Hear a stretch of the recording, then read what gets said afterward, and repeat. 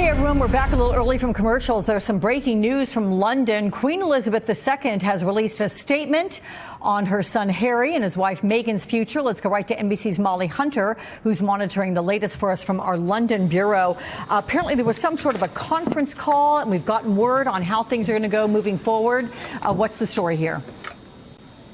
Hey, Alex, that's right. Moments ago, we just got this statement. I'm just reading it for the first time with you. So the bullet points from a conference call, and our Keir Simmons was actually on that conference call. Alex, I'm just going to run you through what we know. So the Sussexes, Meghan and Harry, no longer represent the Queen, they will no longer use their HRH titles. They will still keep their HRH titles, but will not use them, apparently. They will continue to be known as the Duke and Duchess of Sussex. Alex, they will pay for that Frogmore refurbishment, that £2.5 million pound refurbishment on the cottages on the Queen's Windsor estate. No more state money will be used on their behalf. They will keep their private patronages, and they will spend the majority of their time in North America.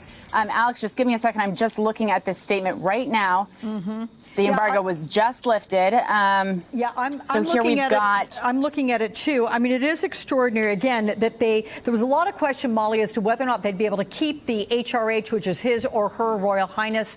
You're saying they can keep them, they just can't use them, so they'll always further be known as the Duke and Duchess of Sussex. But is there anything in terms of details regarding where they will live? I mean, there's been speculation in North America. It's been zeroing in on Canada. Was that outlined at all in this conference call? I'm just looking. I don't see an actual location. Of course, Meghan and Archie are in Vancouver right now. Of course, she lived in Toronto before. Mm-hmm. They spent Christmas in Vancouver, apparently in a lovely house that they've been renting.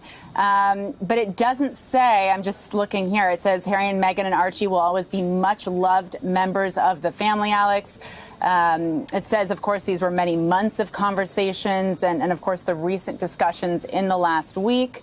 And there are two statements, Alex, we should say. There's a statement from Her Majesty the Queen, and then there's a statement from Buckingham Palace. We haven't heard yet from the Sussexes, but I assume, of course, they were well aware that this was coming out, and we will hear separately from them. Yeah. They're no longer, and Alex, this is one of the things that was being talked about when Meghan and Harry released their bombshell announcement about the fact they were stepping back as senior members. That's exactly what this statement says as well. The agreement has been reached that they are no longer working members of the royal family. So they are still members of the royal family. They are still loved members of the royal family. But they're not going to go out and represent the Queen in her name. Yeah, there's been a lot of points of contention from the public, speculation about who would pay for things going forward. This seems to be outlining that.